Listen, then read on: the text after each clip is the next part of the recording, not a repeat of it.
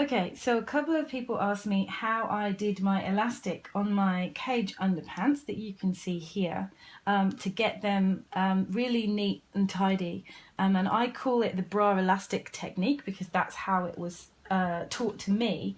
And I've got just a piece of scrap fabric here and a piece of elastic, and I'll just show you. And it really doesn't take too long to do this. So what I'm going to do is I'm going to get the wrong side of my fabric and the right side of my elastic. You can see my elastic's got a shiny side and a non-shiny side, and I want the shiny side to show on the front of my fabric when I'm finished. So if you imagine this is the side of the underpants that I've made, I want it to show and be all pretty right there.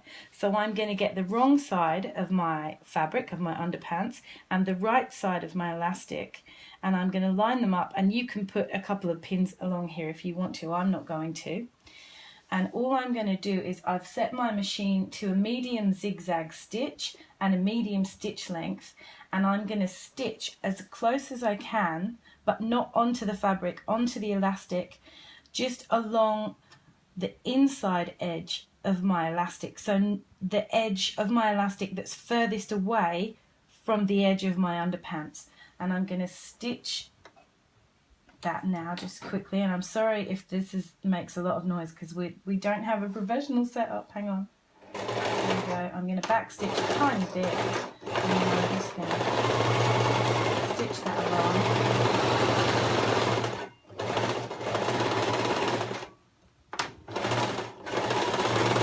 There we go. Okay. Now that's done. So I've now got my elastic attached to the wrong side of my underpants, and now all I'm going to do, I'm going to trim off my cotton there. Let's get rid of that. I'm going to flip this over, so I'm going to fold it so that it's now, I've got the loose edge lined up on the right side of my underpants. And now I'm going to do exactly the same again. I'm going to have this folded over, so this is now a nice neat edge, and you can press this if you really want to. I didn't on those. I do on some stuff. If I'm working with cotton, I do. And I'm not stretching or pulling or anything like that as I sew.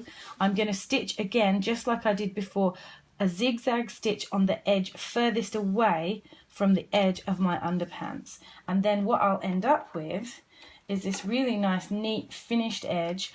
All of my rough edges get hidden and taken up under here. So let's just, here we go.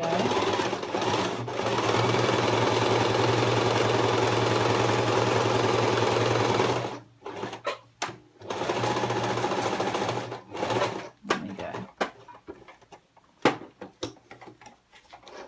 And it really doesn't take any time at all. Now, if this was stretch fabric, because a zigzag stitch, the reason we use a zigzag stitch, put my teeth in, is that it allows us to then still stretch the fabric. All of the stretch within the fabric and the elastic is maintained.